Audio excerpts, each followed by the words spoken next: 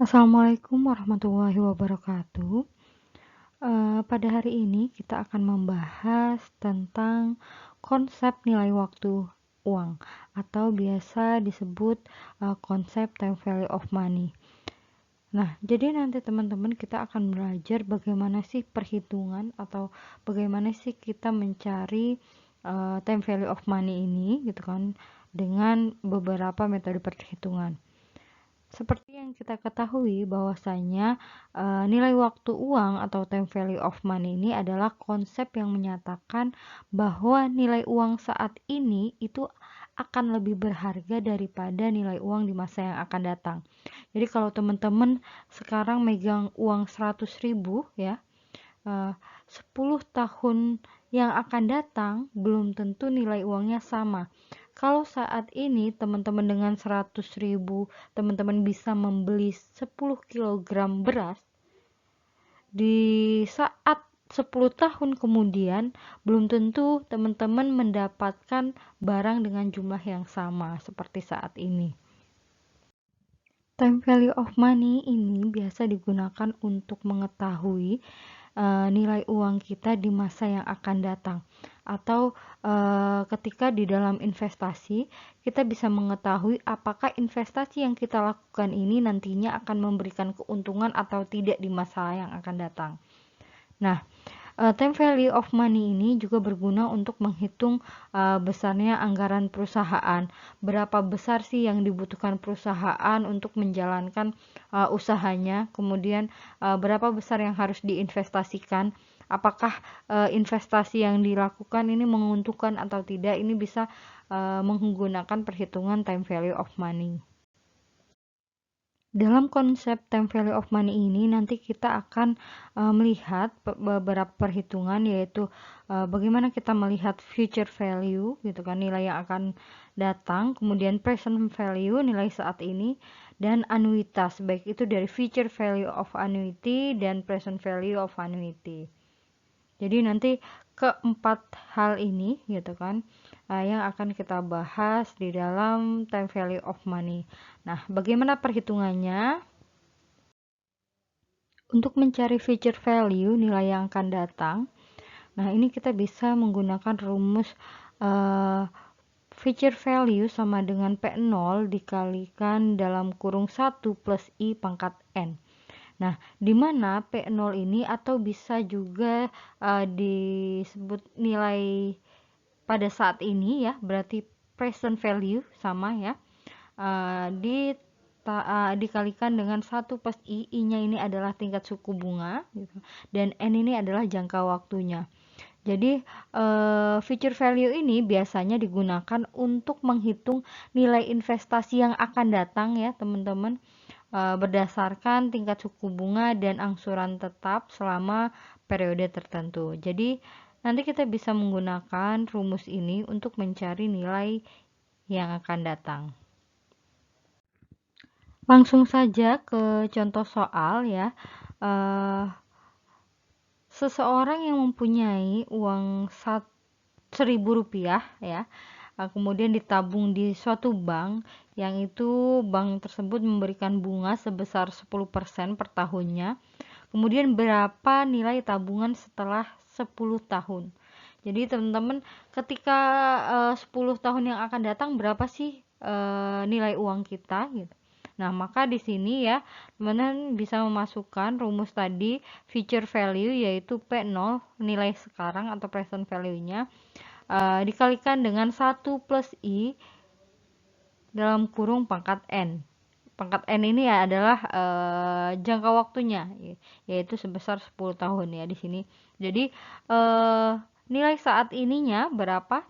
Di sini sudah diketahui ya teman-teman, yaitu 1.000 rupiah.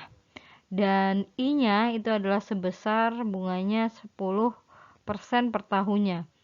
Kemudian berapa lama disimpan di tabungan tersebut, yaitu selama 10 tahun.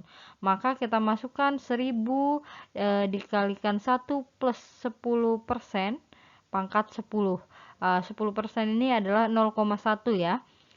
Jadi future value-nya itu adalah 1000 dikalikan 1,1 pangkat 10, sehingga kita dapatkan hasilnya nilai tabungan kita gitu kan selama 10 tahun itu adalah sebesar 2.593,74 rupiah. Jadi tadi pada tahun pertama ini gitu kan 1000, tapi setelah 10 tahun kemudian itu menjadi 2.593,74 dengan bunga yang diberikan yaitu 10% per tahun.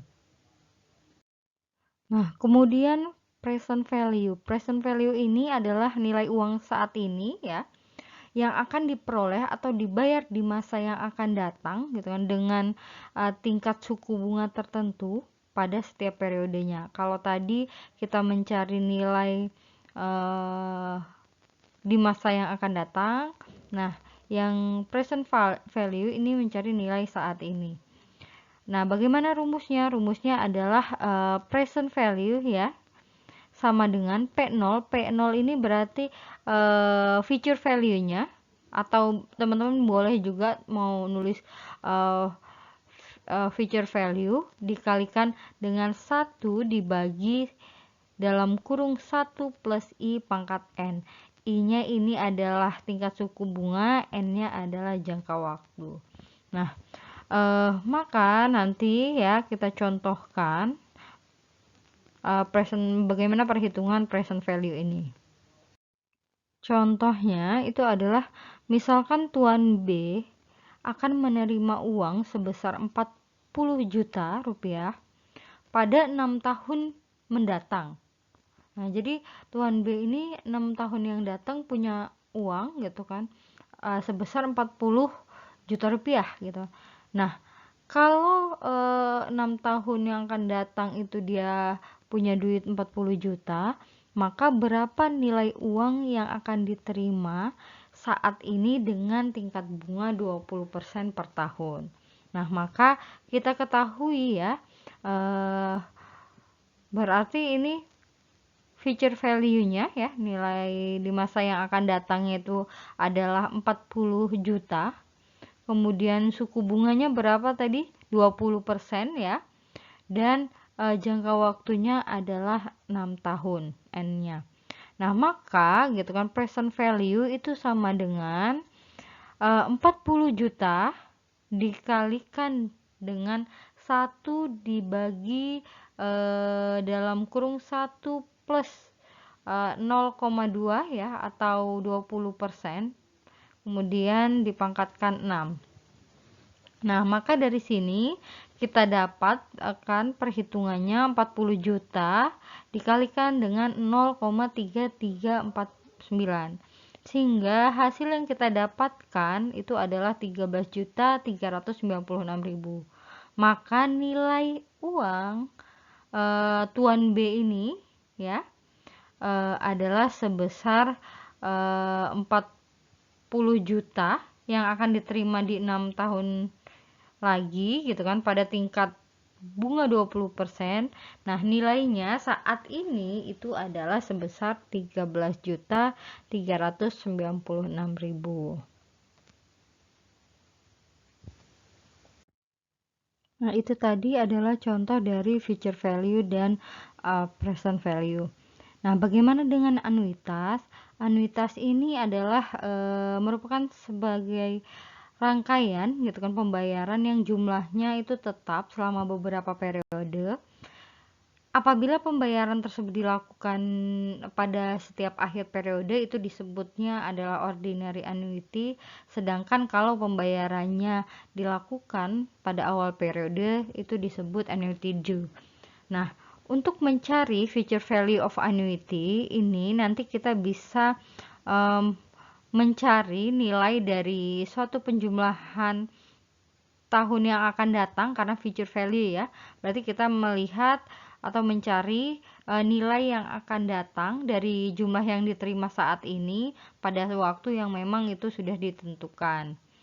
Nah, atau dengan kata lain ini adalah merupakan penjumlahan dari future value. Nah, itu karena misalnya di dalam 10 tahun dan dibayarkan setiap tahunnya sebesar 1 juta misalnya seperti itu. Nah, ini rumusnya adalah future value annuity sama dengan A dikalikan dengan dalam kurung 1 plus I pangkat N dikurangin 1 dibagi dengan I. Nah, di mana A-nya ini adalah nilai individu peracikan pembayaran pada masing-masing periode. Misalnya pembayaran tahap pertama berapa, kemudian tahap kedua dan selanjutnya itu berapa. Nah, itu adalah nilai dari setiap peracikan pembayaran. Kemudian I-nya ini adalah merupakan tingkat suku bunga ya yang akan ditambahkan untuk setiap periode waktunya, dan N-nya ini adalah jumlah periodenya. Nah, maka nanti bisa kita lihat contohnya langsung. Misalkan perusahaan akan membayarkan pinjaman sebesar 2 juta rupiah dalam 5 tahun dan setiap akhir tahun berturut-turut ya dilakukannya dengan bunga 15%. Tetapi pembayarannya akan dilakukan pada akhir tahun kelima. Maka berapa jumlah majemuk dari uang tersebut? Nah, kita lihat ya. Kita ketahui A-nya jumlah setiap peracikan pembayaran gitu kan. Setiap periodenya itu adalah sebesar 2 juta rupiah gitu kan. A-nya diketahui 2 juta. Kemudian tingkat suku bunganya adalah sebesar 5% dan jangka waktunya adalah 5. Maka future value of annuity-nya itu adalah 2 juta dikalikan dengan 1 ditambah 0,15 ya, karena 15%, kemudian pangkat 5 dikurangin 1 dibagi dengan 0,15. Nah, maka kita dapatkan teman-teman bisa di sini sambil menghitung juga dengan kalkulator.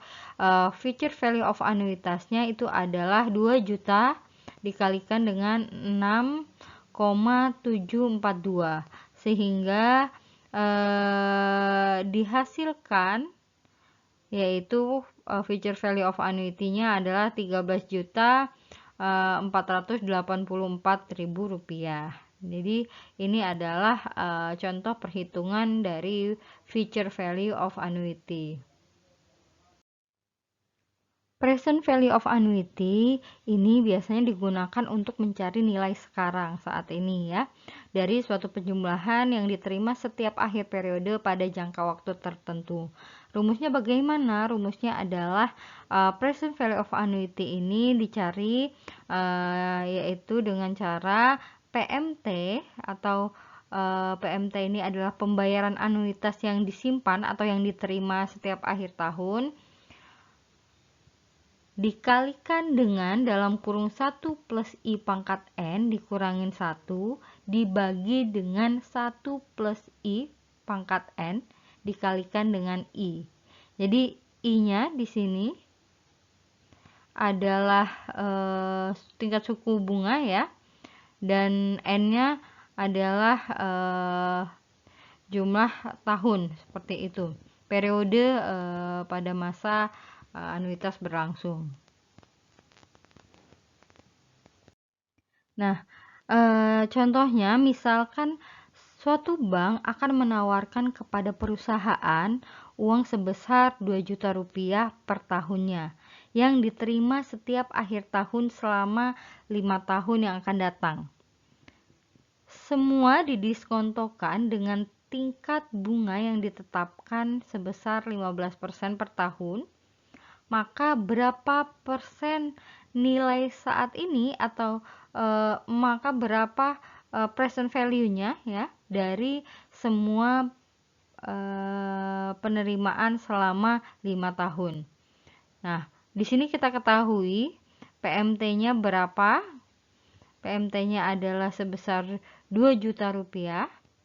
Kemudian I-nya itu adalah 15% dan N-nya itu adalah 5 tahun. Nah, yang ditanya present value of annuity-nya. Maka kita cari ya dengan rumus present value of annuity. Nah, dengan rumus present value of annuity tadi kita kalikan gitu kan, pembayaran yang diterima ini adalah sebesar PMT-nya adalah sebesar 2 juta dikalikan dengan 1 ditambah dengan 0,15 pangkat 5 dikurangin 1 dibagi dengan 1 plus 0,15 pangkat 5 dikalikan 15%.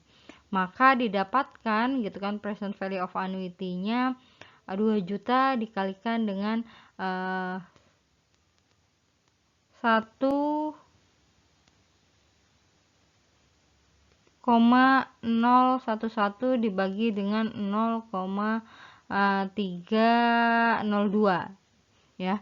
Maka present value-nya of annuity ini kita dapatkan hasilnya adalah 6.696.000 rupiah. Jadi kita dapatkan selama 5